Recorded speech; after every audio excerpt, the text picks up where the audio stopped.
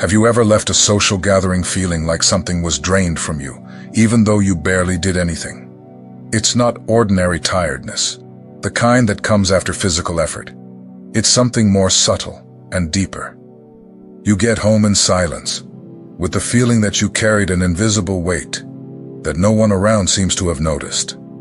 Meanwhile, other people seem to experience the opposite. They leave more excited, more talkative, full of energy. They laugh loudly, extend the night, plan new meetups. And you watch all of that with a question that keeps insisting on showing up. Why does the same environment that energizes so many leave you exhausted? If this happens to you, it's important to know right away. This is not random, and much less weakness. The chosen do not live experiences the same way most people do. You don't just pass through environments, you feel them. You pick up unspoken emotions, notice tensions hidden in simple conversations, catch silences that speak louder than words. You absorb the emotional climate of the place, even without wanting to. That's why what is light fun for many turns into deep, quiet exhaustion for you. Maybe you've spent a good part of your life trying to understand why you don't function like others. Why crowds tire you so much. Why superficial conversations feel empty.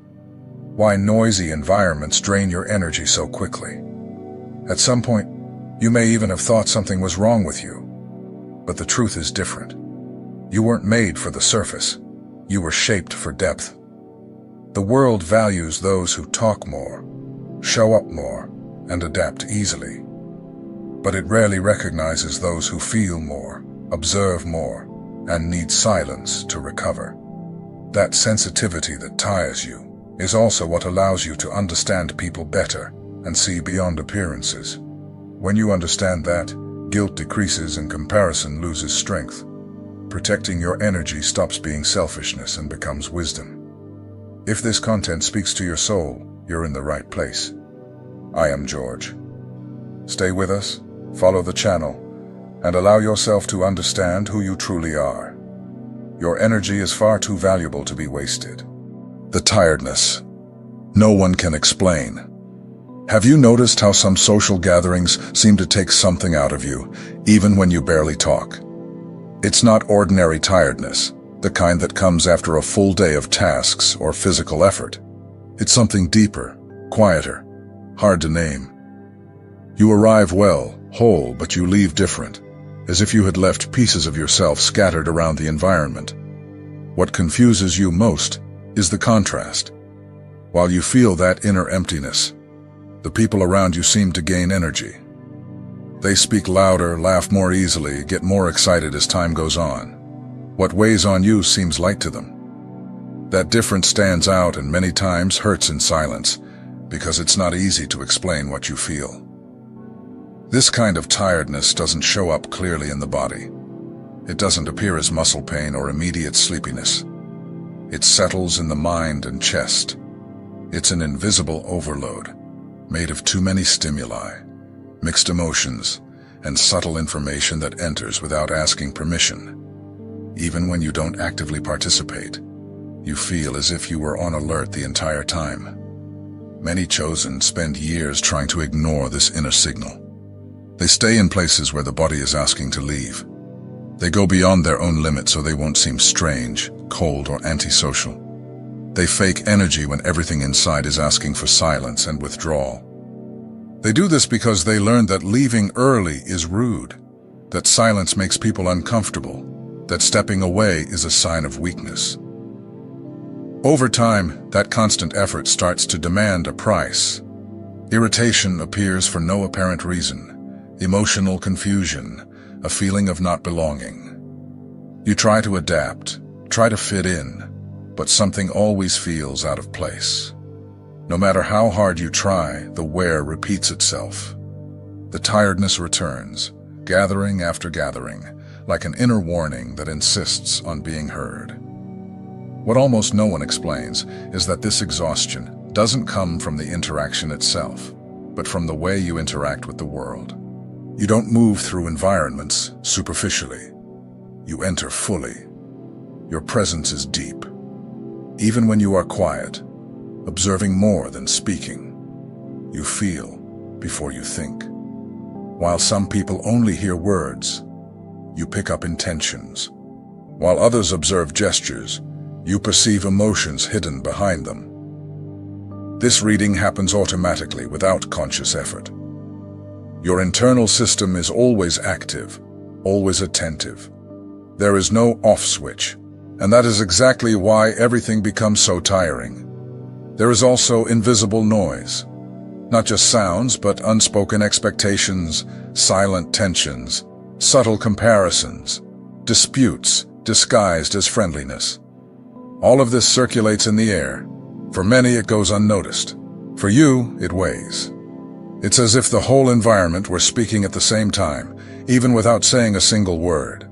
That's why, at certain moments, you isolate yourself even while surrounded by people. Not because of shyness, antipathy, or lack of interest. It's self-protection. Your silence is not empty. It is defense. This tiredness that no one can explain does not point to failure. It points to depth. It shows that something inside you works at another rhythm, in another layer. A way of functioning that doesn't adapt well to constant superficiality, and that insists, in every way, on being recognized and respected. You are not broken. For a long time, you may have believed there was something wrong with you. Maybe you compared yourself too much, trying to understand why you didn't react like others, why you needed to leave earlier, why you felt relief when you were alone. These questions, when left unanswered, tend to generate guilt, confusion, and a quiet feeling of inadequacy. Society teaches, from early on, that the ideal is to always be available, communicative, social, and upbeat. Whoever can't keep up with that rhythm ends up feeling out of place. You grow up believing you need to fix yourself, adjust yourself, mold yourself to a pattern that never respected your true nature. At some point, you may even have tried to change. You tried to be more outgoing, more present, more participatory. You tried to ignore the tiredness and force an adaptation. But even when it seemed to work, something inside you was wearing down. The effort was too great to be sustained for long. The truth is simple and liberating. You are not broken. You simply weren't made to operate on the automatic mode of most people. Your inner structure does not seek constant stimulation. It seeks meaning. It seeks depth. It seeks coherence between what is said and what is felt, between what is shown and what is lived. The chosen carry a different sensitivity. Not better, not worse, just different. You notice details that go unnoticed. You catch subtle shifts in mood, hidden discomforts, inconsistencies between words and actions. This perception wasn't learned. It was always there from early on. Because of this, living in a fast-paced world becomes challenging. There is too much information, too many interactions, too many demands. Excess doesn't feed you, it drains you. Not because you are fragile, but because your inner system was not made for constant, superficial accumulation. Many try to deny this difference. They try to force themselves to keep up with rhythms that don't respect their limits. At first, it may even seem to work, but the cost shows up later. The body asks for a pause, the mind asks for silence, the soul asks for space. Ignoring these signals creates a deep and quiet wear. Accepting that you function differently is not giving up. It is maturity. It is understanding that not everyone was born for the same role. Some came to speak, others to listen. Some to lead crowds, others to understand individuals. All are necessary for balance. When you stop treating yourself as a problem to be solved, something changes internally. The weight of comparison decreases. Guilt begins to dissolve. You understand that your way doesn't need correction, only respect, care, and clear boundaries. From that recognition, your choices change naturally. You begin to select better the environments, the people, and the moments, not out of rejection, but preservation. You understand your energy is far too valuable to be wasted trying to fit where there is no room. You are not late, defective, or incomplete. You are deep in a world too shallow to explain that. Recognizing this truth is an essential step toward living with more lightness, coherence, and inner peace. What happens inside you? When you enter an environment full of people, something automatically activates inside you. It is not a conscious choice, nor an intentional effort. Your internal system simply starts working. While many just hear loose conversations, you perceive layers, voice tones that shift, strange pauses, looks that don't match the words. All of that reaches you immediately. You don't just pick up what is being said. You feel what is being lived behind the words. Unexpressed emotions circulate through the environment and end up finding you. Anxiety disguised as a smile, tension hidden in jokes, discomfort masked as politeness. Even without realizing it rationally, your body registers everything before your mind understands. This process happens in silence. Your chest tightens slightly. Your breathing changes. Your mind starts to feel fuller. You're not thinking about these things, just feeling them. Your energy starts to drop without you knowing exactly why. To an outside observer, it looks like nothing happened. Inside, a lot has already passed through. This kind of perception is constant. There is no off switch. You enter the environment, and you're already receiving stimuli from all sides. Each person carries a different emotional state, and all these states mix in the air. For most people, this goes unnoticed. For you, it becomes inner weight. Many times, you don't immediately understand why you're tired. After all, you barely talked, barely moved, barely participated. Even so, the tiredness shows up early. That's because the effort is not external, it is internal. Your nervous system is processing an enormous amount of subtle information at the same time. While others can focus only on themselves, you perceive the whole. You notice when the atmosphere shifts suddenly. You feel when something gets heavy without a clear explanation. You pick up when someone arrives and changes the energy of the place. All of this requires constant attention, even when you're not trying to pay attention. This deep functioning is not something learned. It is part of who you are. The chosen were made to perceive beyond the surface, to see what is not said, feel what is not expressed, understand what is not explained. The problem is that the world doesn't slow down to match this kind of sensitivity. The stimuli keep coming without pause. People keep talking, moving, demanding presence, and your system keeps absorbing everything. There is no space to process in the moment. Everything stays stored inside you, accumulating layer upon layer. Over time, this overload begins to manifest more clearly. You feel like stepping away, being silent, leaving. Not because you reject people or the environment, but because you need to relieve the inner excess. Your body asks for a pause before your mind collapses. Ignoring these signals creates emotional confusion. You may feel irritated for no apparent reason, sad without explanation, or simply empty. Sometimes a sudden urge to isolate hits. All of this is the result of too many stimuli crossing a sensitive system. It's not drama, it's not exaggeration, it's internal functioning. This understanding brings relief. You realize you don't need to fight against what you are. You need to learn to take better care of yourself in a world that rarely considers this kind of sensitivity. Transmitting is not the same as absorbing. Most people feel good in social environments because they function as transmitters. They talk, tell stories, gesture, express themselves, and receive almost immediate responses. This exchange creates stimulation, movement, and a sense of vitality. The more interaction, the more energy they seem to have. This cycle is natural for those made for the outward direction. You function differently. Instead of transmitting, you absorb. Instead of sending energy into the environment, you pull it inward. Each conversation, each presence, each emotion around you enters your inner field. This completely changes the way you experience any social interaction. While someone leaves an event feeling light, excited, and stimulated, you leave loaded. Not because something went wrong, but because you lived everything from the inside. You felt what others felt, even without wanting to. You absorbed tensions that weren't yours. You noticed conflicts no one verbalized. This kind of functioning creates quiet wear.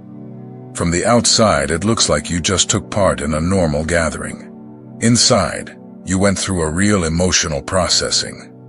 Even when you try to keep up with the rhythm, talk more, smile more, get more involved, that only speeds up the exhaustion. The more you try to act like a transmitter, the more you get tired. Because that's not your nature. You were not made to be energized by excess external stimulus. Your inner system responds differently. It absorbs, filters, feels, and stores. Many chosen spend years trying to behave like transmitters. They try to be outgoing, social, always available. At first, it may even seem to work, but the cost shows up later. Deep tiredness appears, frequent irritation, or an intense need for isolation to recover. Absorbing is not a flaw. It is a trait. It is a different way of interacting with the world. People like you are important because you feel the environment, notice what isn't being said, and understand emotional climates easily. You pick up signals others ignore. The problem arises when you try to deny this, when you force yourself to function like someone who transmits without respecting the fact that you absorb. This inner conflict generates constant wear and a feeling of inadequacy. When you accept that you absorb, you start protecting yourself better. You begin to dose interactions, choose calmer environments, limit long exposures. Not out of fear, but awareness. You understand your energy is not infinite and needs to be cared for. Transmitting and absorbing are different functions. Both are necessary for the balance of human relationships. The mistake is trying to invert what you are. You were not made to be a constant source of energy for others. You were made to perceive, understand, and feel. When you honor this difference, your energy stops being constantly drained and starts being preserved. And that transforms not only your gatherings, but the way you live. The weight of social masks. A large part of social interaction happens through masks. People show what is acceptable, hide what is uncomfortable, and adjust behaviors to fit the environment. For many, this is automatic and doesn't create inner conflict. For you, it's different. You notice when someone forces a smile. You sense when a conversation is just filling space. You feel when words don't match emotions. This perception creates discomfort because you value authenticity. Being in environments where almost everything is performance generates deep wear. You feel divided between participating and preserving yourself. You want to be polite, but you sense something isn't true. You want to connect, but you realize the connection isn't real. This inner conflict consumes energy. You have to maintain a social posture while your perception points out inconsistencies all the time.